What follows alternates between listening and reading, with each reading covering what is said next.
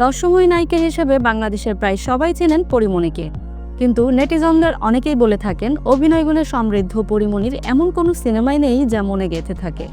কিন্তু এটা কি আসলেই সত্যি? আজ আমরা কথা বলবো এমন এক সিনেমা নিয়ে, যেখানে পরীমণি শুধু ডানাকাটা পরীই নয়, একজন ট্র্যাজেডি চরিত্রের প্রতিচ্ছবি। সিনেমার নাম মহুয়া সুন্দরী, যাকে বলা হয়ে থাকে সবচেয়ে উপেক্ষিত অথচ দর্শকদের কাছে পরীমণির অভিনয় হৃদয় ছোঁয়া একটি প্রতিচ্ছবি সিনেমা। বলছি মহুয়া সুন্দরী সিনেমার কথা। পরিচালক রওশনারা নিপার নির্মাণে মহুয়া সুন্দরী একটি ভিন্নধর্মী যাত্রাপালা ভিত্তিক সিনেমা। এই সিনেমায় পরীমণি ছিলেন ছবি রানী নামের একটি চরিত্রে।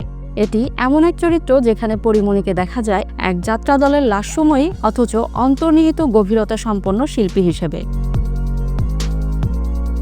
সিনেমায় ছবি রানীর প্রেমে পড়ে বিদেশ ফেরত লোক সংস্কৃত গবেষক জীবনের কাছে যাত্রা শুধু বিনোদন নয়, বরং সমাজকে বদলে দেওয়ার হাতিয়ার। কিন্তু তার বাবা, গ্রামের প্রভাবশালী মিয়া, এই সম্পর্কের বিরোধিতা করে।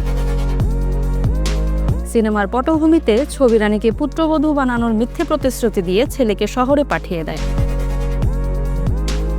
এরপর গ্রাম ছাড়া করে ছবিসহ পুরো যাত্রা দলকে।